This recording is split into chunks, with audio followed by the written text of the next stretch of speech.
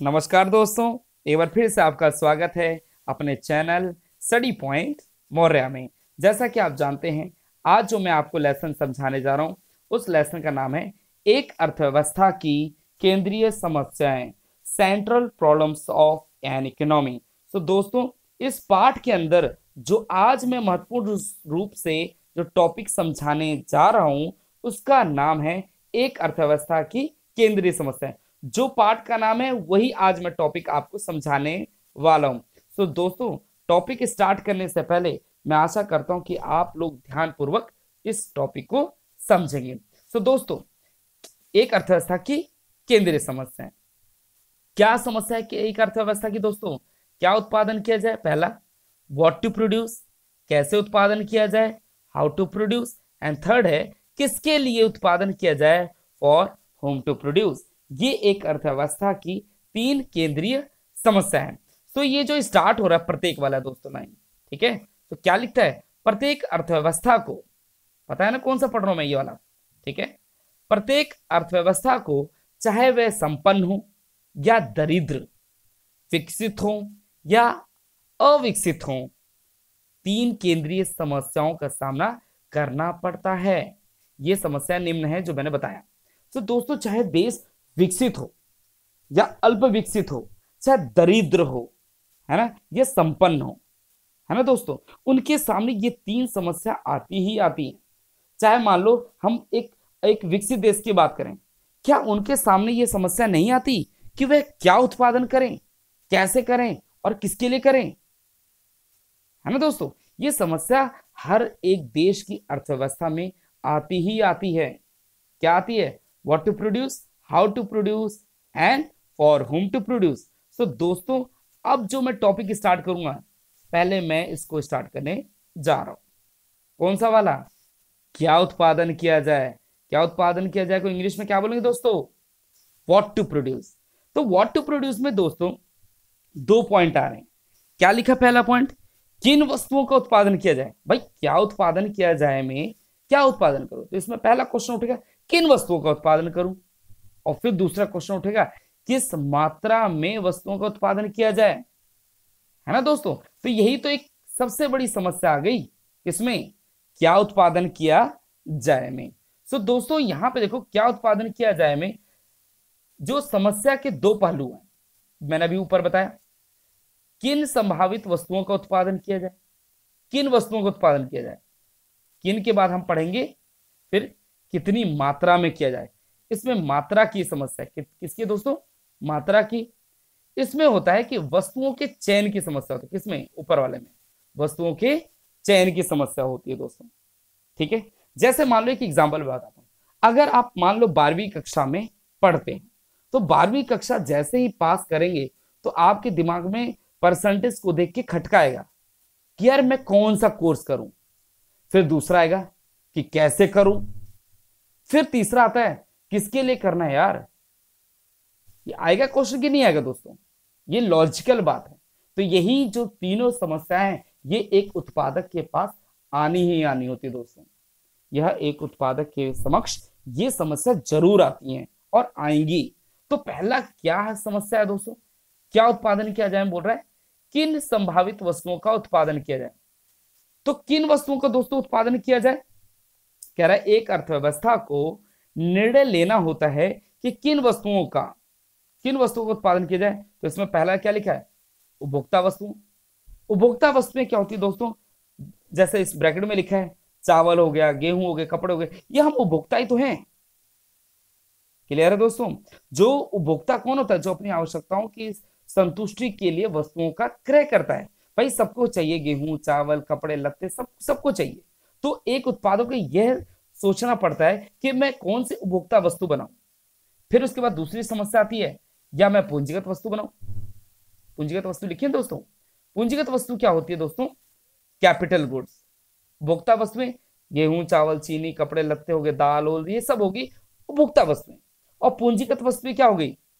Machinery, उपकरण, plant, ये आदि, ये सभी क्या होती है दोस्तों? पूंजीगत वस्तु होती है, जो पैसे से पैसा बना के दे। जैसे मैंने सिलाई की मशीन बताई थी, अगर सिलाई की मशीन का अगर हम घर में प्रयोग करें तो उपभोक्ता वस्तु है। अगर उसको दुकान में रख करके मैं दूसरों के कपड़े बना करके बेचता हूं, तो क्या कहलाएगा दोस्तों? क्या कहलाएगा?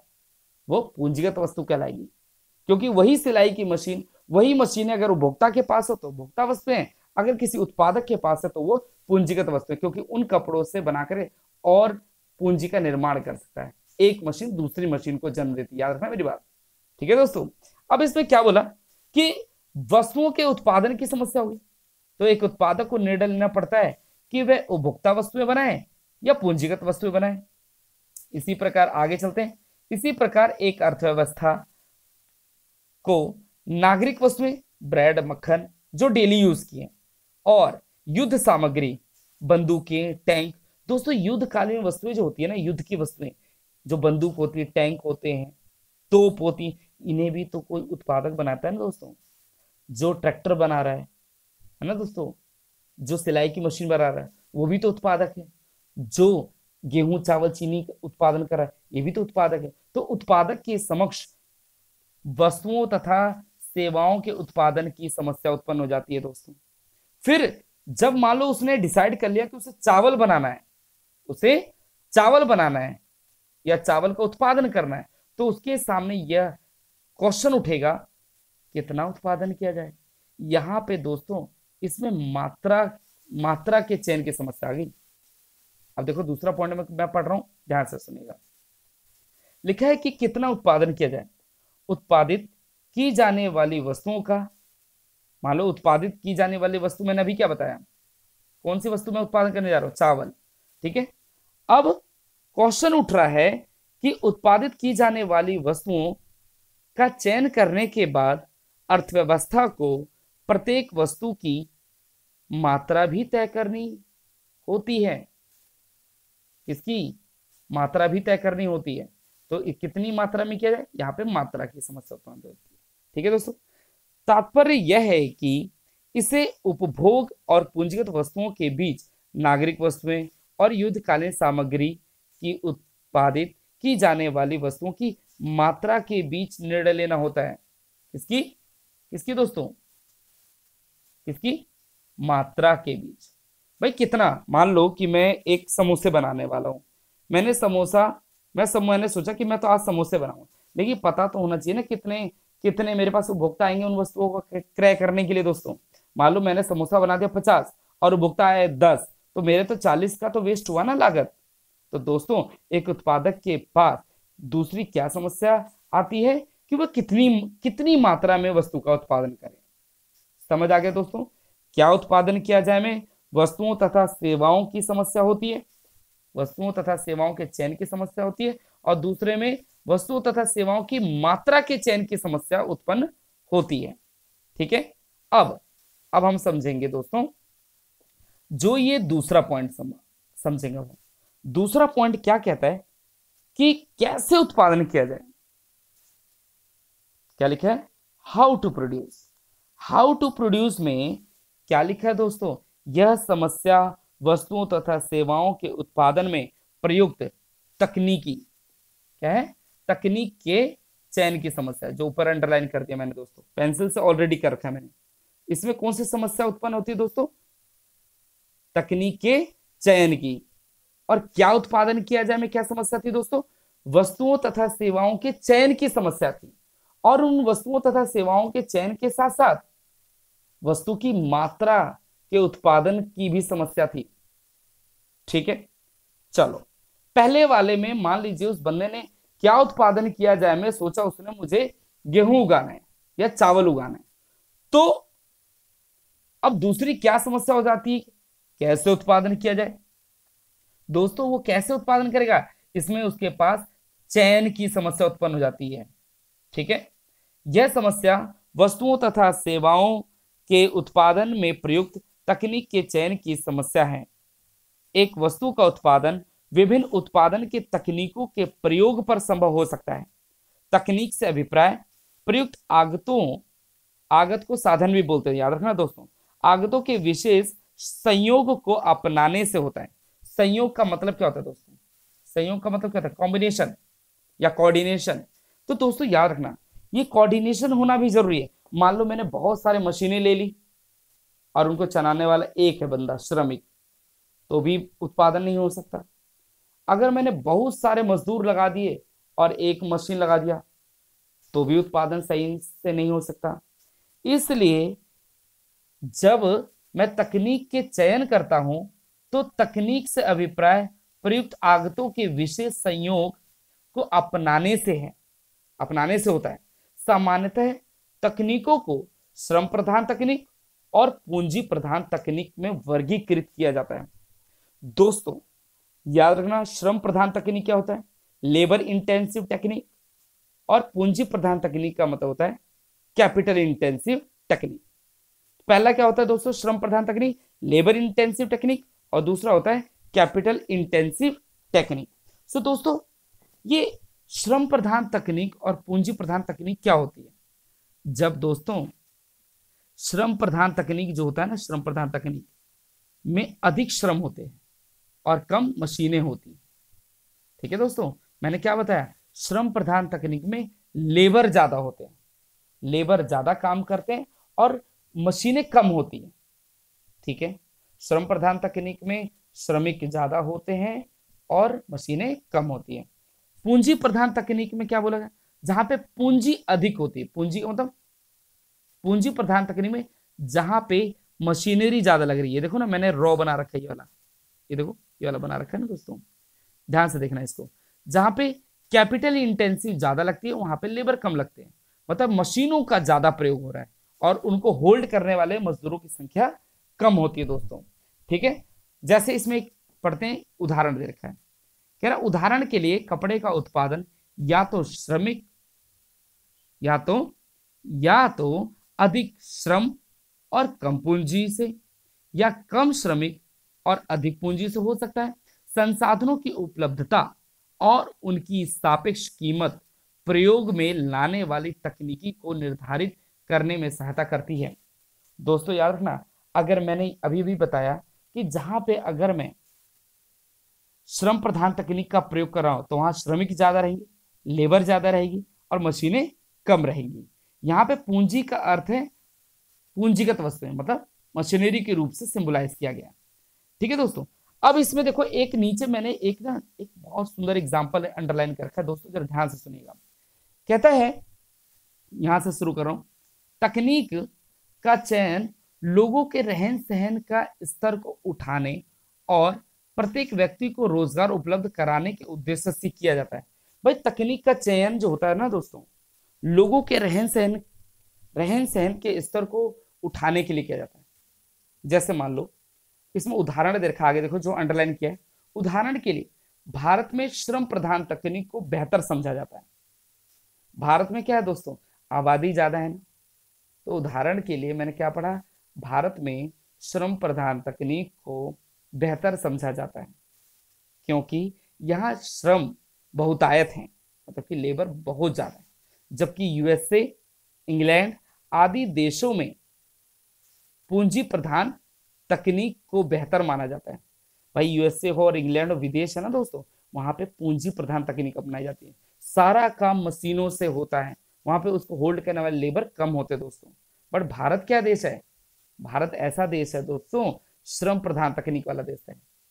क्यों नहीं है बताओ? श्रम प्रधान तकनीक वाला देश है कि नहीं है? है ना, जहां पे लेबर ज्यादा मिल जाएंगे और तकनीक का चयन लोगों के रहन सहन के स्तर को ऊंचा उठाता है। अमेरिका के लोग जो क्या करते हैं, मशीनरी का प्रयोग करते हैं, तो उनका रहन सहन का स्तर भी ऊंचा है ना। प्रत्येक व्यक्ति को रोजगार उपलब्ध कराने के उद्देश्य से किया जाता है। अब वहां पे आबादी कम है ना दोस्तों, तभी वहां पे पूंजी प्रधान तकनीक का प्रयोग किया गया है।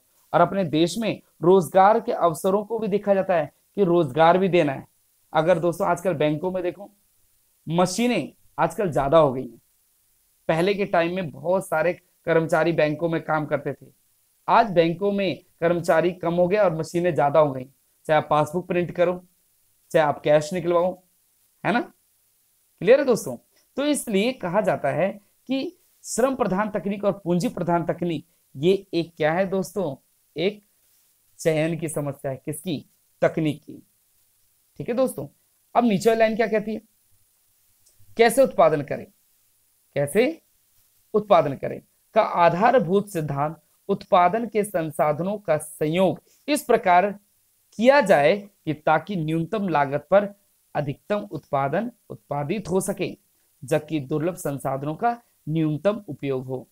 कैसे उत्पादन किया जाए में दोस्तों ये सोचा जाता है कि जो उत्पादन के संसाधन है ना, रिसोर्सेज हैं, है ना, उनका इस तरीके से प्रयोग करें कि ज्यादा वेस्ट ना हो और अधिक मात्रा में उत्पादन हो सके। क्लियर है दोस्तों? पहले वाले में मैंने आपको बताया क्या उत्पादन किया जाए में वस्तुओं तथा सेवाओं के चयन की समस्या होती है। फिर मैंने दूसरे में क्या बताया, यहाँ पे तकनीक के चयन की समस्या होती है दोस्तों। क्लियर है? अब हम पढ़ने जा रहे हैं हमारा तीसरा पॉइंट। तीसरा क्या है दोस्तों?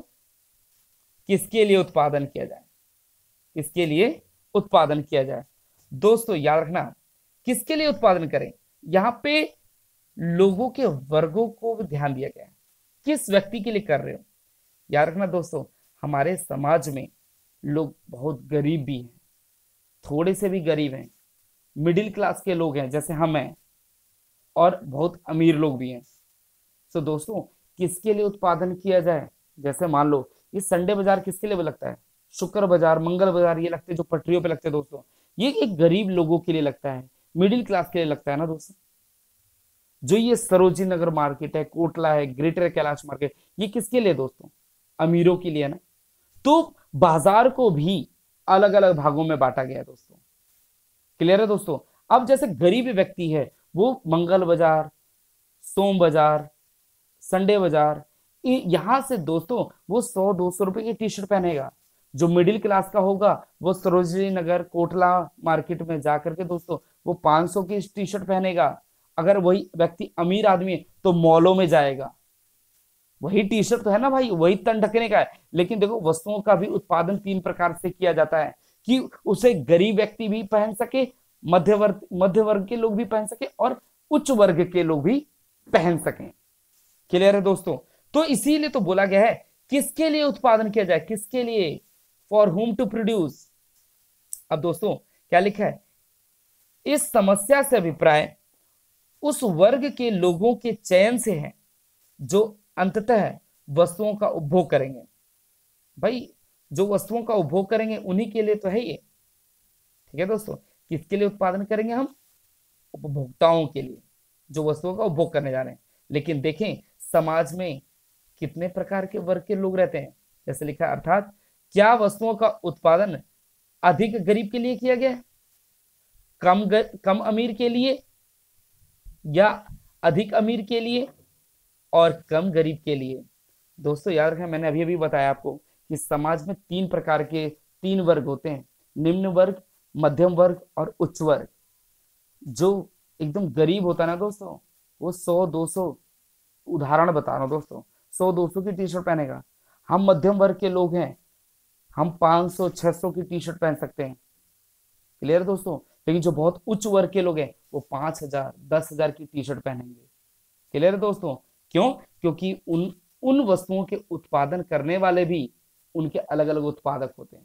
भाई गरीब वस्तुओं का उत्पादन करने के लिए अलग उत्पादक होता है, मध्यम वर्ग के लोगों के लिए वस्तुओं का उत्पादन करने वाला अलग उत्पादक होता है, उच्च वर्ग के लोगों, एडिडास हो गया, नाइक हो गया, ये दोस्तों ये बड़ी बड़ी कंपनियां बड़े लोगों के लिए उत्पादन करती है। भाई अगर हम मिडिल क्लास के लोग हैं, हम उच्च वर्ग की वस्तुएं भी पहन सकते हैं और निम्न वर्ग के लोग जो पहनते हैं वो भी पहन सकते हैं। क्लियर है दोस्तों? इसलिए मध्यम वर्ग हमेशा सुखी रहता है। ठीक है दोस्तों, तो आइए देखते हैं इसमें क्या एक्सप्लेन कर रखा है। प्रत्येक अर्थव्यवस्था में संसाधनों की दुर्लभता के कारण कोई भी समाज अपने सभी लोगों की आवश्यकताओं की संतुष्टि नहीं कर सकता, क्योंकि दोस्तों हमारे पास जो संसाधन है बहुत ही दुर्लभ है। मतलब कि हम चाहते तो हैं कि हम बहुत अच्छी अच्छी वस्तुएं बनाएं, लेकिन जब साधन हमारे पास दुर्लभ होते हैं ना दोस्तों, कम होते हैं, तो उनका हम सोच समझ के प्रयोग करते हैं। इसलिए संसाधन दुर्लभ होने के कारण हम सभी लोगों की आवश्यकताओं को संतुष्ट नहीं कर सकते।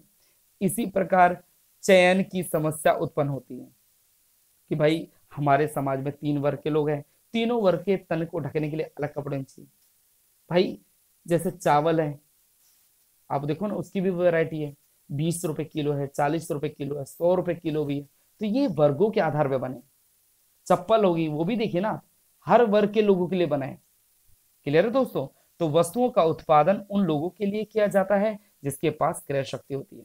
भाई गरीब के लिए उसकी क्रय शक्ति है कि वो 100 रुपए की टी शर्ट पहनेगा, 200 का शर्ट पहनेगा, 300 का शर्ट पहनेगा दोस्तों, उसके पास उतनी ही क्रय शक्ति है। अमीर लोग हैं, जो उच्च वर्ग के लोग हैं, वो दोस्तों जो भी नया कपड़ा आएगा ना, चाहे कितना ही महंगा हो, वो उस वस्तु को लेने के लिए इच्छुक होते हैं, क्योंकि उनके पास उस वस्तु को क्रय करने की शक्ति होती है। मिडिल क्लास के व्यक्ति, जैसे मैं मिडिल क्लास का हूं दोस्तों, तो मैं बहुत 5,000 की टी शर्ट पहनने के योग्य नहीं हूं, योग्य तो हूं लेकिन मैं उसको खरीद नहीं सकता। ठीक है दोस्तों, खरीद तो सकता हूं दोस्तों, मजाक कर रहा हूं, ठीक है, लेकिन मिडिल क्लास में हम मिडिल क्लास की वस्तुएं पहने तो वही संतुष्टि मिलती है, क्योंकि हम एक अच्छे उपभोक्ता हैं। क्यों दोस्तों? तो बोला इससे अभिप्राय है कि यह समस्या उत्पादन के साधनों की समस्या के बीच आय के वितरण से संबंध है ना दोस्तों? किसका वितरण के ऊपर है? किसकी? मैंने बताया आय के वितरण है। भाई भाई देखो, उच्च वर्ग का उच्च, देखो यहाँ पे मैंने बोला वर्ग और यहाँ पे बोला आय का वितरण।